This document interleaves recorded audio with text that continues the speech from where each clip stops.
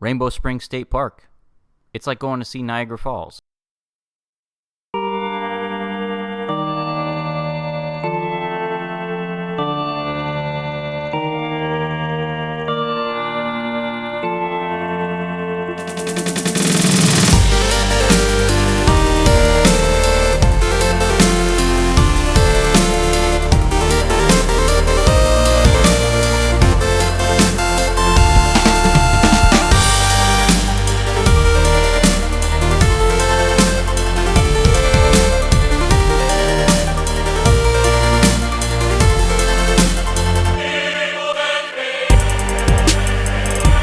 For today's adventure, we're taking a look at Rainbow Springs State Park.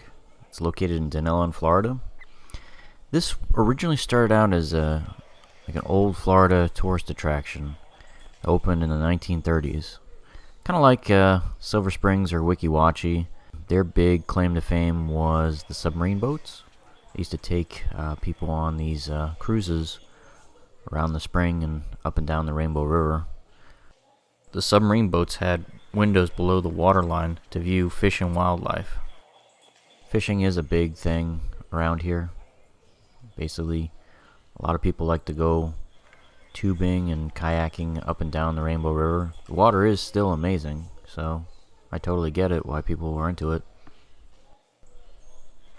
So, Dunnellon was originally a really big railroad town. Their primary source of revenue was phosphorus mining.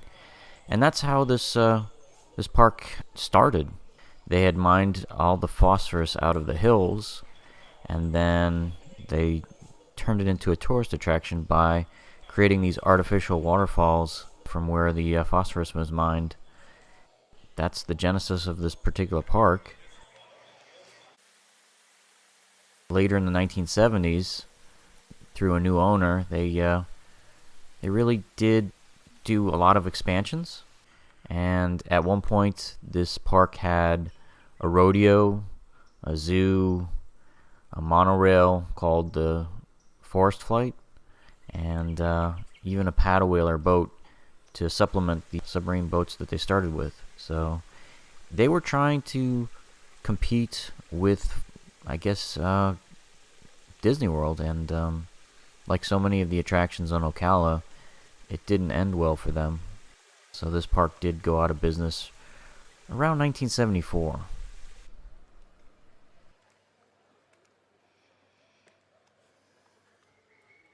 So the park lay dormant for over a decade, and it looked like it was in danger of being redeveloped as a housing community. And then a group of volunteers started cleaning it up, and they eventually incorporated the non-profit known as the Friends of Rainbow Springs. Soon afterwards, the state of Florida purchased the land, turned into the state park we have now. Well, I've been to quite a few of these state parks in Florida. I can't say that Rainbow Springs is definitely one of the nicest ones I've been to.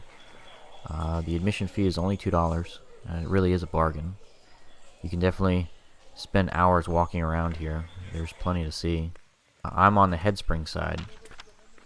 Over here is where the waterfalls are located, and the remnants of the old tourist attraction are still here, like the zoo. They show the remains of the rodeo, those type of areas, and they also have a couple hiking trails. Now, keep in mind, if you're gonna go onto the hiking trails, they're quite long, and they do have posted signs for bears. So you definitely want to bring bear repellent, like your spray or a bell, just because those things are nasty. You don't want to trifle with them. On this side of the river as well is the canoe and kayak rental, and that is over to the right side of the park when you walk in. The waterfalls are off to the left. And on the other side of the river is where you can rent a tube and ride down the Rainbow River on a 2-hour cruise. And the campsites are also on that side of the river. So, and you can access that all off a road called Tiger Tail. It's a great little setup they've got.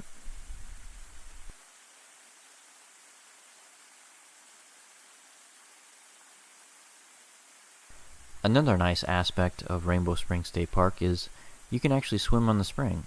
So over here on the headspring side, as you're walking to the kayak and canoe rental, they've converted the old paddle wheel or dockage to the swimming area. It's really nice to swim in the spring. It's a pretty large roped off area. Some people do have trouble with the water temperature.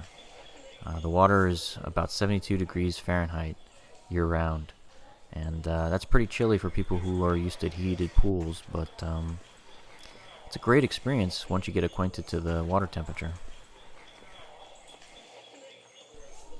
A lot of people will watch these tourist style videos. They're looking for a bottom line, so I'm going to give my recommendation conditionally. If you're looking for a park that captures that old style Florida charm, then I highly recommend Rainbow Springs State Park. You can tell how the park originated in the 1930s and was gradually expanded and grew through the mid-1970s. The buildings that surround the headspring scream 1960s architecture, and that's a wonderful thing. It's a throwback. You're going to experience like a retro experience.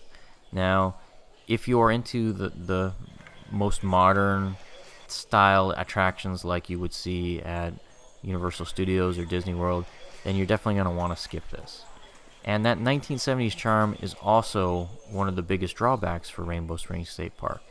It was built before wheelchair access was a thing, and there's a lot of steep inclines and sketchy walkways that just would not be suitable for someone trying to use a powered scooter or wheelchair.